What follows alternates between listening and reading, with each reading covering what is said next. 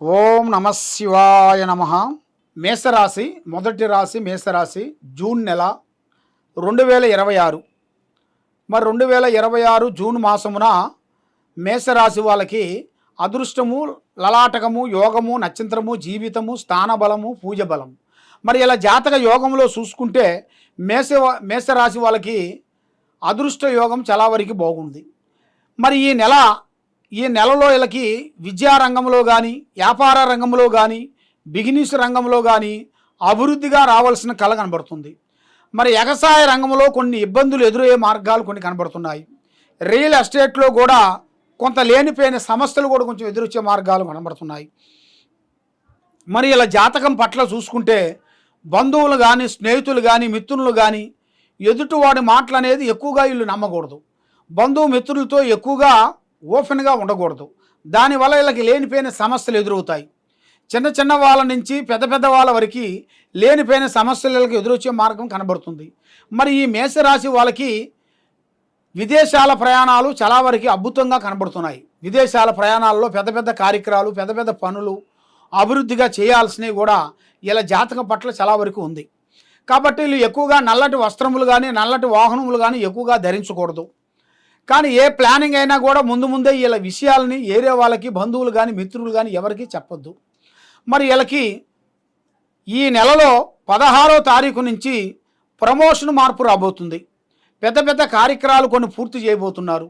విదేశాలలో కొంత అభివృద్ధి, వ్యవసాయ పట్ల కొంచెం మార్పు, రాజకీయంలో కూడా కొన్ని విజయము సాధించాల్సిన కళ కనబడుతుంది. మరి ఈ రాశి వాళ్ళకి మెయిన్గా యూట్యూబ్ రంగంలో కానీ, సినీ ఫీల్డ్లో కానీ కొత్త అవకాశాలు కొన్ని రాబోతున్నాయి. మరి ఎన్నో రోజుల నుంచి మీరు ఎదురు చూస్తున్న ఒక టైము అది మీకు ఎదురొచ్చే మార్గం దగ్గరికి వచ్చేసింది. కాబట్టి మీ జాతక ప్రకారంగా చూసుకుంటే భూమిలో బంగారం దొరికే అదృష్ట ప్రాప్తి మీ జాతకంలో రాబోతుంది. అంటే అది మీరు ఊహించరు. అది మీకు ఏ రూపంలో వస్తుందో అనేది కూడా మీకు కూడా అర్థం కాదు. అది భూమిలో బంగారం దొరికే అదృష్ట ప్రాప్తి అనేది మీ జాతకంలో చాలా వరకు కనబడుతుంది. కాబట్టి ఒక స్త్రీ నుంచి మీ జాతక చక్రం తిరగబోతుంది. ఒక పెద్ద స్థాయిగా నిలబడాల్సింది, ఒక పెద్ద కుదురుగా నిలబడాల్సిన జాతకం మీకు రాబోతుంది. మరి ఈ మేషరాశిలో ఉండవలసిన వాళ్ళకి ఈ నెలలో కొన్ని ఎన్నో రోజుల నుంచి ఆగిపోయిన పనులు కానీ, ఎన్నో రోజుల నుంచి పెండింగ్ పడ్డ పనులు కానీ, కొన్ని పాత బకాయిలు కానీ, అప్పులు కానీ కొన్ని క్లీన్గా కావాల్సిన టైం దగ్గరికి వచ్చింది. మరి భార్యాభర్తల మధ్యలో కొంత లేనిపోయిన సమస్యలు కొంచెం ఎదురైన వాళ్ళు, మానసికమైన ఒత్తిడిలో ఉండవలసిన వాళ్ళకి ఇప్పుడు వాళ్ళకి ఒక మంచి అవకాశము, అదృష్ట యోగం, వీళ్ళు విడిపోయిన వాళ్ళు మళ్ళీ కలుసుకునే యోగ ప్రాప్తి రాబోతుంది. కాబట్టి మీరు ఏ కార్యక్రమైనా కానీ, ఏ పనైనా కానీ చేయాలనుకుంటే తొందరపాటు అనేది ఎక్కువగా ఉండకూడదు. మీ విషయాలని ప్రాణం లాంటి బంధువు కానీ, మిత్రుడు కానీ, స్నేహితుడు కానీ ఎవరికి చెప్పి చేయొద్దండి. కాబట్టి ఎక్కువగా నల్ల వస్త్రములు కానీ, నల్లటి వాహనములు కానీ ఎక్కువగా ధరించొద్దు. కాబట్టి మీకు అతిగా స్నేహం ప్రాణానికి మోసం. స్నేహం అనేది కొంచెం తగ్గించాలి. ఆ స్నేహం వల్ల మీకు లేనిపోయిన సమస్య, లేనిపోయిన విధానాలు చాలా వరకు కొన్ని కనబడుతున్నాయి.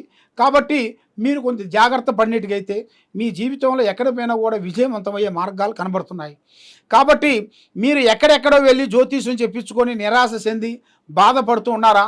తప్పకుండా ఈ కింద ఉండాల్సిన నెంబర్కి మాకు ఒకసారి సంప్రదించినట్టుగైతే మీ ఇంట్లో ఏముంది, మీ ఒంట్లో ఏముంది, ఏమేమి జరుగుతుంది అనేది కూడా మేము చూసి చెప్పగలుగుతాం. ఓం నమ శివాయ నమః.